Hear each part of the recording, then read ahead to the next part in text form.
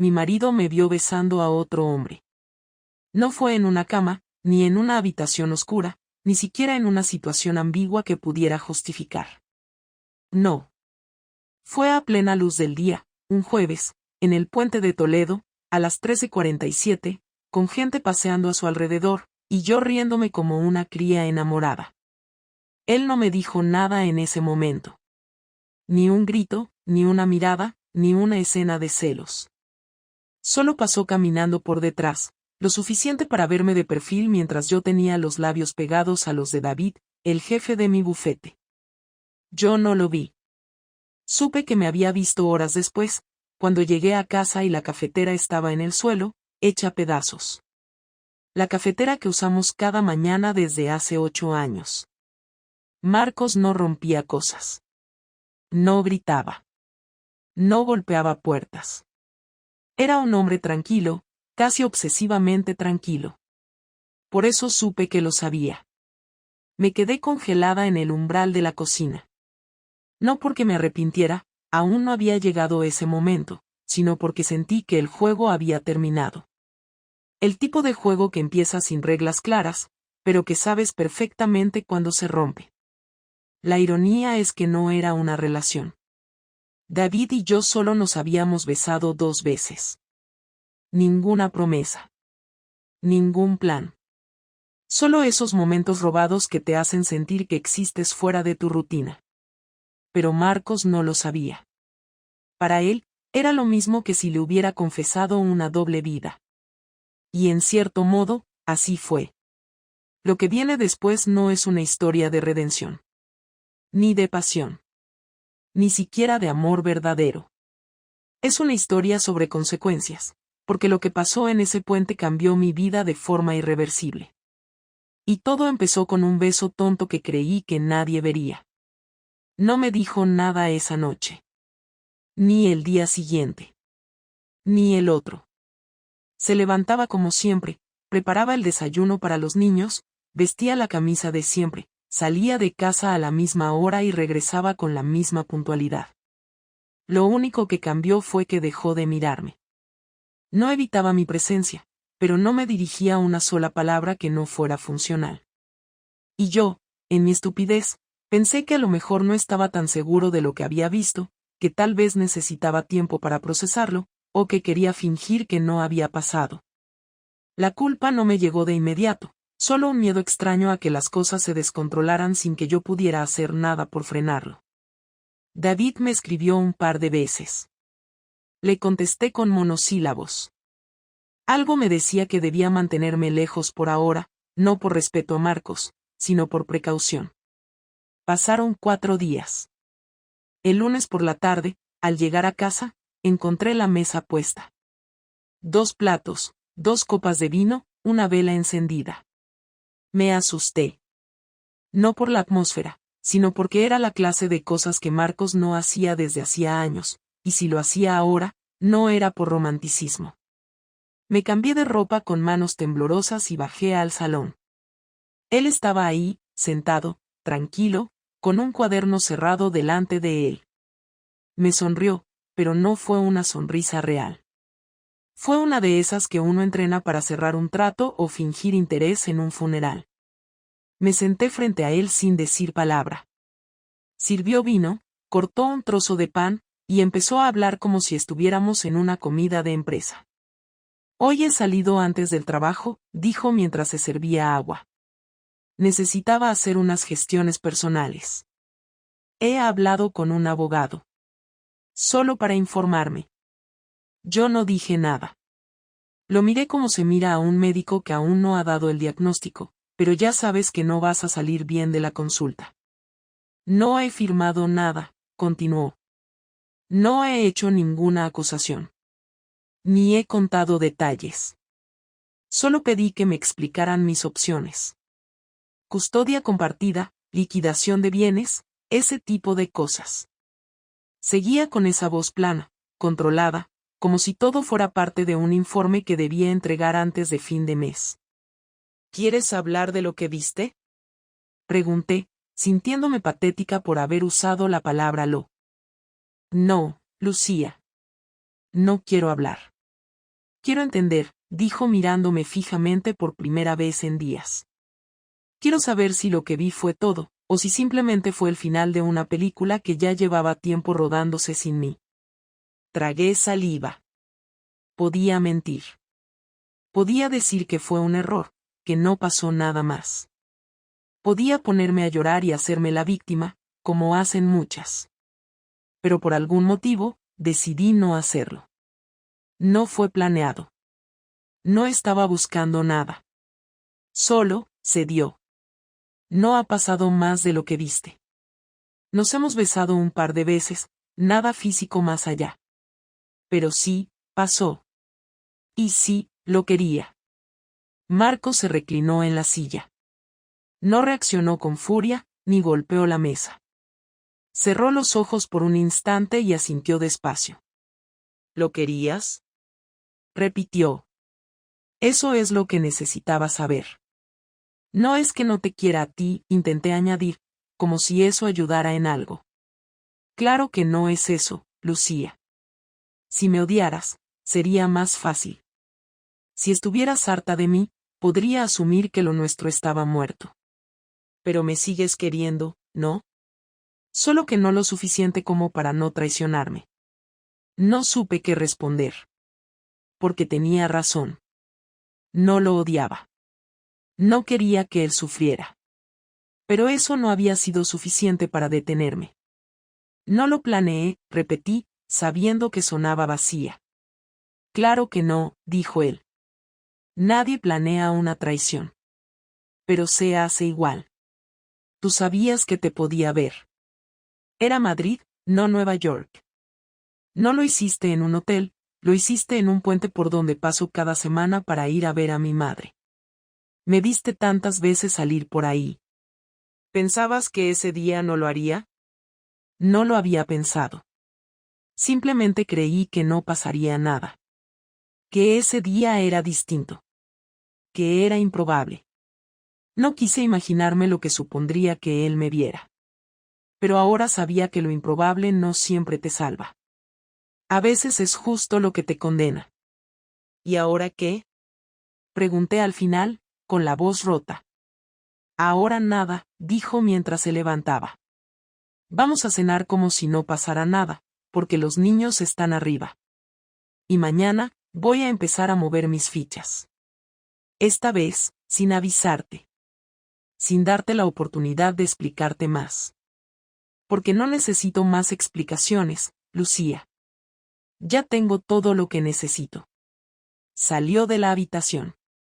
Yo me quedé sentada frente a la copa de vino, sin tocarla, con el sabor metálico del miedo instalado en la lengua. No era culpa suya. Pero lo odié en ese momento. Lo odié por ser tan correcto, tan contenido, tan lógico. Por no gritarme, por no insultarme, por no romper nada más que una cafetera. Porque esa frialdad era 1000 veces peor que una escena violenta. Esa frialdad era una sentencia. Y yo sabía que lo peor aún no había empezado. Marcos no habló conmigo durante los 3 días siguientes. No fue silencio pasivo, fue ausencia calculada. Se quedaba más tiempo en el trabajo, llegaba tarde a casa y evitaba cualquier interacción que no fuera puramente logística. Me hablaba solo delante de los niños, con frases cortas, amables pero distantes. Era como vivir con un casero, no con un esposo. Yo sabía que algo estaba gestándose, algo que no tenía que ver con gritos ni discusiones, sino con decisiones definitivas.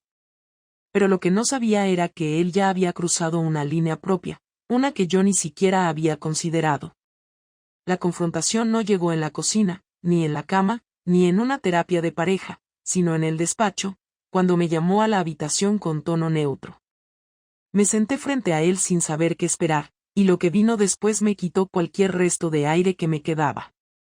He hablado con David, dijo sin mirarme directamente. No entendí de inmediato, no supe a qué se refería. Pensé que lo decía como una provocación, pero no sonaba a eso. ¿Con David? ¿Qué le dijiste? Nada ofensivo. Le pedí que se mantuviera lejos de ti. Le dije que no iba a pelear por tu atención, que no iba a hacerme el mártir, pero que él no tenía ningún derecho a cruzar una línea con una mujer casada, menos aún una empleada suya. Y, para tu sorpresa, estuvo de acuerdo. Me dijo que no quiere problemas, que no hay sentimientos profundos de por medio, que solo fue algo momentáneo. Básicamente, me confirmó que eras un capricho más. Me levanté de la silla de golpe, sintiéndome desnuda. Eso no te correspondía hacerlo. No tienes derecho a hablar con él de mí. No eres mi dueño, Marcos. No, no lo soy, respondió con frialdad. Por eso lo hice. Porque ya entendí que no te pertenezco, ni tú a mí. Somos dos adultos compartiendo una mentira. Solo quería dejar claro que no soy un imbécil, y que él lo supiera también. Quise defenderme, pero las palabras no salían. No porque no tuviera argumentos, sino porque cada uno me sonaba hueco incluso antes de pronunciarlo. Me limité a cruzar los brazos, no como un gesto defensivo, sino porque no sabía qué hacer con las manos. ¿Te sientes mejor ahora? ¿Satisfecho? ¿Hablando con él como si esto fuera una negociación de negocios? No. No me siento mejor. Me siento más claro. Antes tenía preguntas, ahora tengo respuestas. Eso es todo. Y ya que estamos aquí, tengo algo más que decirte. Sacó un sobre del cajón y lo puso sobre la mesa. No eran papeles de divorcio, pero era casi peor. Eran movimientos bancarios. Tenía acceso a mis cuentas personales, algo que no recordaba haber autorizado, pero aparentemente sí. Retiraste dinero hace 3 semanas. Unos 700 euros que no aparecen en ninguna compra, ni en la casa, ni en los niños. Sé que fue para una noche de hotel, Lucía. O para una cena con él. No necesito que me lo confirmes. Solo quería que supieras que lo sé. Me senté de nuevo, esta vez sin fuerzas. El estómago me dolía, no por la culpa, sino por la forma en la que todo se estaba desmontando. Había perdido el control. Pensaba que él estaría roto, confundido, pero no. Había hecho su investigación, había atado cabos y ahora me los tiraba encima, no para humillarme, sino para cerrarme cualquier salida. Sé que quieres saber por qué, dije finalmente, con voz temblorosa. Y no voy a decirte que fue tu culpa, porque no lo fue. No te fallé porque me faltaras tú, te fallé porque me faltaba yo. No me sentía viva, ni deseada, ni especial. Me sentía invisible. No me mires así, lo sé, suena a excusa barata, pero no lo es. No hay nada épico detrás. No fue pasión, no fue amor, fue escape. Y lo odio tanto como tú. Él me miró con un gesto que no supe leer. No era enojo, no era tristeza, era otra cosa, algo más parecido al desprecio resignado. ¿Esperas que te diga que te entiendo? ¿Que empatizo contigo? ¿Que yo también me sentí invisible? Porque sí, también me sentí así, Lucía. Durante años. Pero no fui a besar a nadie en un puente, ni a pagar cenas con dinero oculto. Yo lo acepté como parte de la vida adulta. Pero tú querías sentirte viva. ¡Qué bonito! ¿Y ahora qué? ¿Te sientes viva? No. Yo tampoco. Pero a diferencia de ti, al menos puedo dormir tranquilo sabiendo que no traicioné a mi familia. Eso fue todo. Se levantó, salió del despacho y me dejó ahí, con el sobre en la mano y las piernas dormidas. No lloré. No por orgullo, sino porque no tenía lágrimas. Había cruzado una línea y ya no había vuelta atrás. No solo lo había perdido a él, había perdido el derecho a reclamar nada. Y en el fondo, lo sabía desde el momento en que cerré los ojos durante aquel beso. Una semana después de aquella conversación en el despacho, me desperté y Marcos ya no estaba. No era tan raro, solía salir temprano para llevar a los niños al colegio y luego ir al trabajo, pero esa mañana algo era distinto. Su cepillo de dientes había desaparecido del baño. También faltaba una de sus maletas del armario. Miré el perchero del recibidor y no estaba su abrigo negro. Bajé al garaje y su coche no estaba. No me había dicho nada. Ni una nota. Ni un mensaje. Nada. Llamé al colegio y me confirmaron que los niños no habían ido esa mañana. Fue entonces cuando entendí que no se había ido simplemente a trabajar, sino que había ejecutado algo que venía planeando sin avisarme. No pude llamarlo, su teléfono daba apagado. Lo intenté con mis suegros, pero no me contestaron. En ese momento, aún no tenía miedo. Pensaba que tal vez se había llevado a los niños por un día, por castigarme, por darme un susto. Pero el verdadero golpe llegó por la tarde. Recibí un correo electrónico desde una dirección desconocida. Asunto, distribuido. Dentro, un enlace de Google Drive. No hice clic de inmediato. Lo abrí con cautela, sabiendo que algo estaba a punto de romperse. El archivo contenía carpetas con mi nombre. Una con fotos. Otra con capturas de pantalla. Otra con movimientos bancarios. Videos. Audios. Todo ordenado con fechas y nombres de lugares. Lo que me tomó por sorpresa fue que no se trataba solo de pruebas para un juicio. Había una carta, firmada por Marcos, que había sido enviada a varios correos. Entre los destinatarios reconocí a mis padres, a mis amigas más cercanas, incluso a mi jefe de otro departamento. También estaba la dirección del correo general del colegio de los niños. El texto no era vengativo en apariencia. No usaba insultos, no había amenazas, pero su tono era quirúrgico. Decía que yo había tomado decisiones personales que habían afectado la estabilidad de nuestra familia. Que no me juzgaba, pero que consideraba importante que la verdad fuera conocida por quienes se habían visto afectados directa o indirectamente. En la carta mencionaba cómo yo había usado recursos compartidos para sostener una relación fuera del matrimonio, cómo había faltado al respeto a mi esposo y, sobre todo, cómo había expuesto a nuestros hijos a una situación familiar desleal y conflictiva. No daba detalles sexuales ni morbosos, pero los documentos adjuntos hablaban por sí solos. Era una exposición completa de mis actos, presentada de forma racional, sin una sola palabra grosera. Esa frialdad era la verdadera puñalada. Me temblaban las manos. Quise buscar a los niños. Llamé al móvil de mi hijo mayor, pero estaba apagado. Llamé al colegio. Me dijeron que Marcos había gestionado una solicitud especial para retirar temporalmente a los niños por motivos familiares, que había entregado la documentación correspondiente y que ahora estaban bajo su custodia hasta nuevo aviso. Corrí a casa de sus padres. Nadie abrió. De hecho, vi por la mirilla que habían colocado una cadena por dentro. Envié mensajes, llamé una y otra vez, pero fui ignorada como si ya no existiera. Esa noche dormí sola, con el móvil en la mano, esperando una llamada que nunca llegó. A la mañana siguiente me presenté en el trabajo, pensando que al menos allí tenía algún refugio, algo de normalidad. Craso error. Al llegar a mi oficina, la recepcionista me pidió que pasara al despacho del director general. Me senté frente a él sin entender nada, hasta que me mostró en su pantalla el mismo archivo de Google Drive que yo había recibido.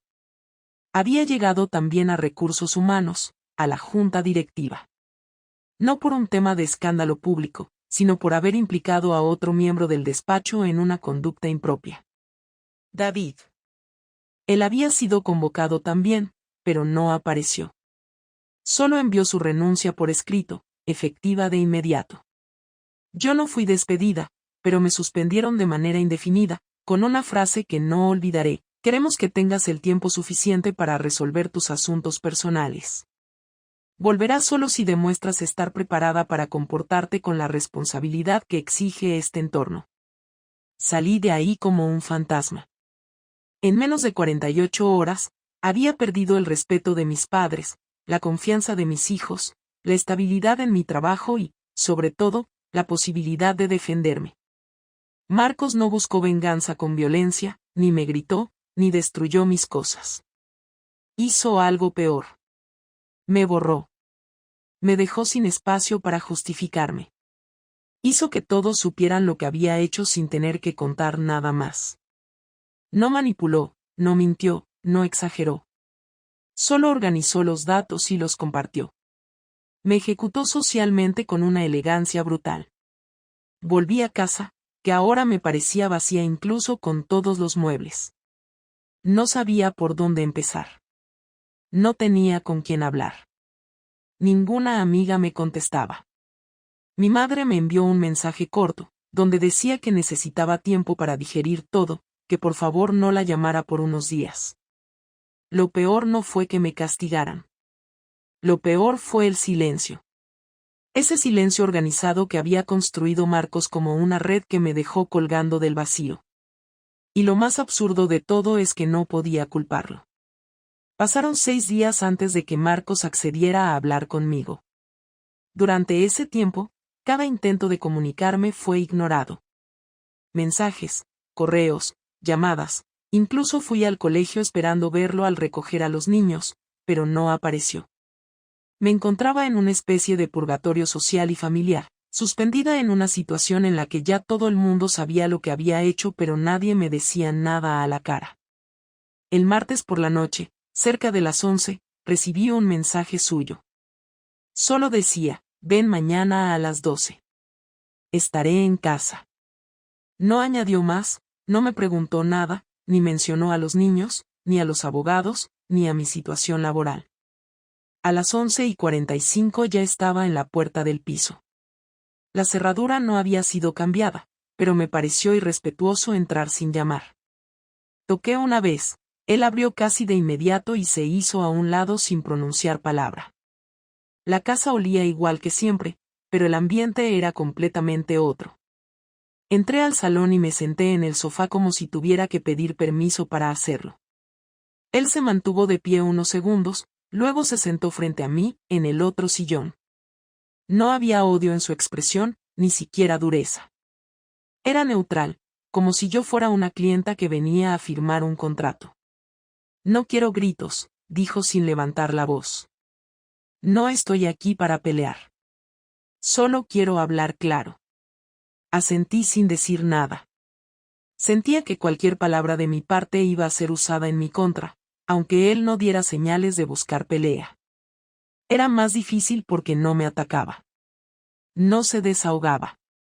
Solo me hablaba como si estuviera firmando el cierre de una etapa. Como si estuviera haciendo un balance. Lo que hiciste no lo puedo borrar, dijo mientras cruzaba las manos. No lo digo por el beso, ni por el dinero, ni por las mentiras. Lo digo porque me quitaste algo que no se puede reconstruir. Me quitaste el derecho de confiar en ti sin tener que mirar atrás. Sé que no hay manera de cambiar lo que pasó, respondí, sin intentar sonar emocional. No estoy aquí para pedirte que olvides. Solo quería que me escucharas. Porque no tuve la oportunidad antes. Hablaste con todos antes que conmigo. Porque tú hablaste con otros antes que conmigo también. David supo más de ti en 2 semanas que yo en 2 años. No necesitaba escuchar tus razones, ya las vi en los correos, en las fotos, en los movimientos bancarios. Todo estaba ahí. No tenía preguntas. Y si no tengo preguntas, no necesito una conversación. Entonces, ¿para qué estoy aquí? Porque hay cosas que, por respeto a nuestros hijos, necesitamos decir en persona. No quiero que vivan creyendo que esto fue un desastre sin control. Quiero que entiendan que hubo decisiones, consecuencias y, dentro de lo posible, algo de respeto por lo que alguna vez fuimos. ¿Y ellos saben todo? Lo suficiente. No les mostré pruebas, ni detalles. Les dije que tuvimos problemas, que tomamos decisiones equivocadas, y que por eso vamos a separarnos. Les dejé claro que no voy a hablar mal de ti, ni quiero que nadie lo haga delante de ellos. Pero también saben que no vamos a volver a vivir juntos. Porque hay cosas que no se pueden reparar. Sentí un nudo en el estómago. No por sorpresa, sino porque ahora tenía certeza. Ya no era una posibilidad, ya no era una pausa, era una decisión tomada. No iba a haber intento de reconciliación. No iba a haber terapia de pareja. No iba a haber segundas oportunidades. ¿Puedo verlos? Claro que puedes. Nunca voy a impedir eso. Pero vamos a ponerlo por escrito. Todo. Visitas, horarios, manutención. Quiero que esté claro desde el principio. No quiero que ninguna conversación futura termine en acusaciones ni reproches. ¿Vas a pelear la custodia? No. Quiero lo mejor para ellos. Quiero que estén contigo también. Pero no en tu casa. No mientras sigas en contacto con él. No mientras no resuelvas lo que quieras hacer con tu vida. Y antes de que digas que no tienes contacto, ya me enteré de que le escribiste el viernes por la noche. No me importa si te contestó o no. No lo niegues. No lo niego. Solo, no sé qué hacer con eso aún. Entonces mejor no hagas nada. No uses a los niños como excusa para llenar un vacío. No los arrastres a una nueva vida que ni tú sabes si quieres. Me quedé callada. No podía prometerle nada. Yo misma no sabía qué quería. No había una historia de amor con David, ni un proyecto, ni una vida paralela. Era solo una fuga, un error, un escape. Uno que me costó demasiado caro. Marco se levantó del sillón y fue hacia el comedor. Volvió con una carpeta. Aquí está todo lo que el abogado necesita para iniciar el proceso. Aún no lo presenté. Podemos hacerlo juntos. Podemos revisar condiciones. Pero quiero que esto se haga bien. Sin gritos, sin teatro, sin arrastrar a nadie. Tomé la carpeta. No la abrí. No podía mirarla sin sentir que estaba firmando una renuncia a todo lo que había construido en los últimos 11 años. Pero no me sentí en posición de discutirlo. Lo miré a los ojos por última vez antes de salir. Gracias por no haberme destruido. No lo hice por ti, respondió sin titubear. Lo hice por ellos. Pero no te equivoques. Tampoco pienso perdonarte. Asentí, me giré y salí. Esta vez no esperé que me dijera adiós. Sabía que ya estaba fuera de su vida desde antes de que tocara el timbre. Firmamos los papeles a las 2 semanas.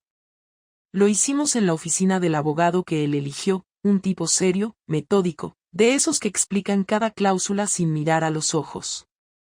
No discutimos ninguna condición. Marcos había redactado todo con una precisión que no dejaba espacio para dudas ni interpretaciones. Custodia compartida con un calendario establecido, pensión alimenticia razonable, división de bienes justa. No intentó castigarme con lo económico, no me exigió nada fuera de lo necesario. Eso fue lo que más me dolió. Porque hasta el final, fue justo, fue medido, fue mejor persona de lo que yo había sido. Terminamos de firmar y salimos del despacho sin una palabra. Él tomó su coche y yo caminé hacia el metro. No porque no tuviera el mío, sino porque necesitaba un poco de tiempo para pensar, para sentir que tenía el control de algo, aunque fuera elegir caminar bajo el sol en vez de meterme en un coche con aire acondicionado. Durante los días siguientes, volví a trabajar, o al menos intenté. Mi suspensión terminó, pero la sensación de estar bajo observación no desapareció. Ya no era la abogada brillante que todos respetaban, sino la que tuvo una aventura con su jefe. Nadie me lo decía de frente, pero lo notaba en las pausas incómodas, en las conversaciones que cambiaban de tema cuando yo entraba a una sala, en los saludos breves, sin contacto visual. Mis amigas se dividieron en 2 grupos, las que se alejaron sin decir nada y las que me dijeron que me apoyaban, pero en realidad no sabían cómo hacerlo. Mi madre me pidió que no la visitara por un tiempo. Mi padre, más reservado, me escribió un mensaje en el que decía que esperaba que aprendiera algo de todo esto. No me odian, pero ya no me miran igual. Y yo tampoco me miro igual. Con los niños fue distinto. Marcos hizo lo que dijo que haría, no habló mal de mí, no manipuló, no utilizó sus momentos con ellos para ganar ventaja emocional. Los primeros encuentros fueron difíciles. Mi hijo mayor me miraba con una mezcla de tristeza y decepción que no podía disimular. Mi hija, más pequeña, me abrazaba como si nada hubiera pasado, pero se notaba que también tenía preguntas que no se atrevía a hacer. Yo no mentí. Les dije que me equivoqué, que había tomado malas decisiones, que eso había roto cosas importantes y que lo sentía. No intenté justificarme. No les hablé de sentirme vacía, ni de falta de atención, ni de deseos reprimidos. Les dije que me había equivocado y que ahora tenía que asumirlo. Me escucharon, pero no respondieron. No sé si me creen, si me entienden o si solo están esperando que el tiempo haga su parte. Lo único que tengo claro es que no puedo forzar nada. Ni su perdón, ni su cariño, ni su comprensión. Si vuelve, bien. Si no, lo aceptaré. No volví a hablar con David. Lo bloqueé de todos lados el mismo día que recibí el archivo con las pruebas. No porque lo culpara, sino porque entendí que no era alguien con quien pudiera construir nada. Él tampoco me buscó. No hubo mensajes, llamadas, ni intentos de retomar el contacto. Quedó claro que lo nuestro nunca fue más que una distracción momentánea para ambos. Él siguió con su vida y yo tuve que empezar de nuevo. No hay rastro de él en mi agenda, en mis redes, ni en mi correo. Solo en mi memoria, y ni siquiera como algo importante, sino como un error que se convirtió en detonante de algo mucho más grande. Ahora vivo en un piso pequeño, en un barrio más alejado. No me lo impuso nadie. Yo misma elegí irme del antiguo piso. No podía seguir ahí sabiendo que cada rincón tenía algo que ya no me pertenecía. Prefiero tener un lugar que sea solo mío, por modesto que sea. Empiezo a construir nuevas rutinas, aunque aún no sé si lo hago para sanar o solo para mantenerme ocupada. A veces me despierto con una sensación rara, como si me faltara algo, y otras veces me levanto sintiendo que al menos ya no tengo que fingir que todo está bien. No hay una emoción constante, solo una especie de secuencia de días que van pasando mientras intento entender qué tipo de mujer quiero ser ahora. No creo en la redención rápida. No creo en las segundas oportunidades que se dan por desesperación. No espero que Marcos me perdone, ni quiero volver a ese matrimonio solo por miedo a estar sola. Entendí tarde que la libertad no tiene sentido si no sabes qué hacer con ella. También entendí que dañar a alguien que confía en ti no se borra con disculpas ni buenas intenciones.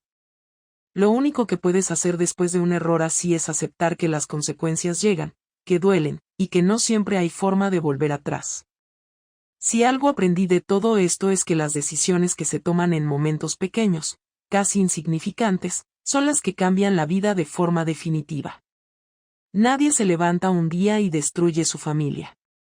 Lo hace en actos mínimos, en conversaciones que cruzan límites, en gestos que parecen inocentes. Lo haces sin darte cuenta, hasta que alguien te lo pone todo frente a la cara y ya no tienes cómo negarlo. Hoy, al menos, tengo la certeza de que ya no estoy huyendo de mí misma.